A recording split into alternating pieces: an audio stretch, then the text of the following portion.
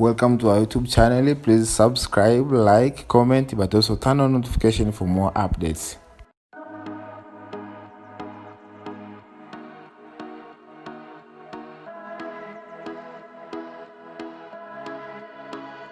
At times, our purpose drops in our laps as if the heavens threw it by accident.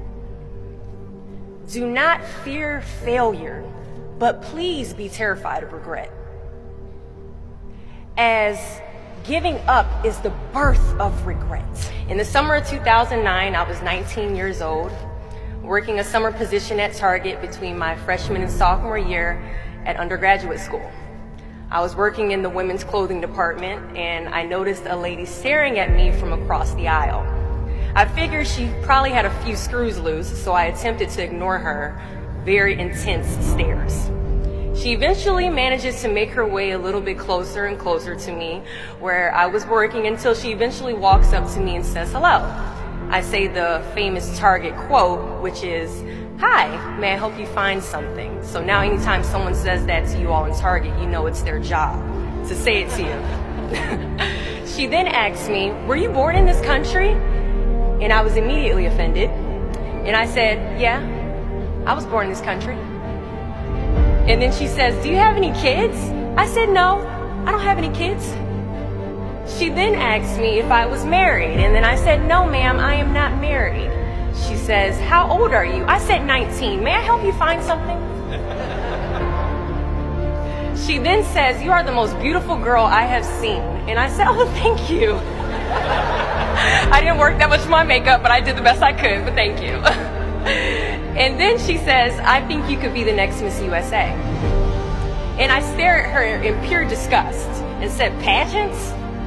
You're telling me pageants like Sandra Bullock, Miss Congeniality. Pageants? You think I should compete in pageants? I'm in the Army, okay? We don't do pageants in the Army."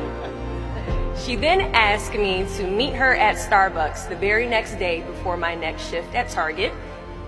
And she just wanted to do a little bit of explaining when it comes to what pageants is. And apparently I was a pretty open-minded 19-year-old because I actually agreed to meet her the very next day. The next day she brought this foot-tall stack of pageant books and proceeds to convince me to enter into a state pageant 3 months later. For those who do not know, when it comes to Miss USA, you have to win your state first, okay? So 3 months later, I compete in my first pageant, and I lose. I go back the second year, compete in the state pageant, I lose. Go back the third year, compete in the state pageant, and lose. Go back the fourth year, compete in the same pageant, and lose. I go back the fifth year, y'all, compete in the state pageant and lose. But guess what? I go back the sixth year. Guess what happens? I lose. I called her on the phone and said, "You told me I could be the next Miss USA." And she says, "Deshauna, keep working, don't quit, keep going back." And in June of 2015, she passes away from leukemia. 6 months later, in December 2015, I win Miss District of Columbia, USA.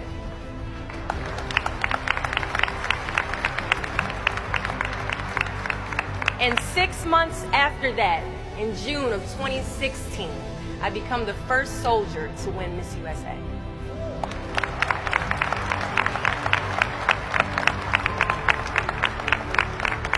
And you all already know where I'm going with this.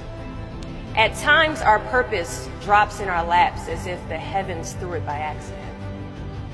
I ask only one thing of you all today after you leave this building, after accomplishing an amazing goal.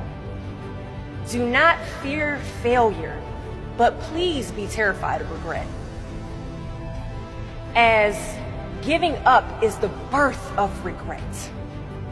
After you walk out this door, you will receive 100 doors shut, slammed in your face. You will have 100 moments that will be filled with someone telling you no, or telling you, "Thank you for your application, but we regret to inform you that we've chosen a different candidate for this job. You will sit in 100 different interviews and you will not get the job.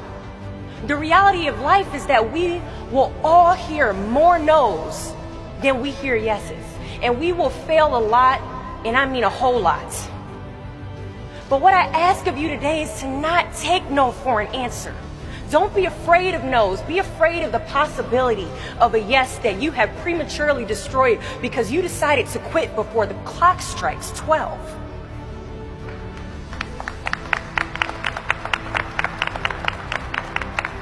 You can ask anyone, friend, family, anybody.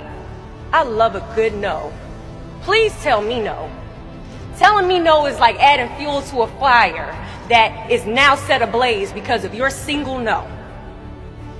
I love additional reasons to work harder. Please give me a reason. So today I challenge you to fight, to work, to not stop here, to believe so heavily in your aspirations that you too will not fear the word no, but instead you will choose to welcome it. Thank you for your time.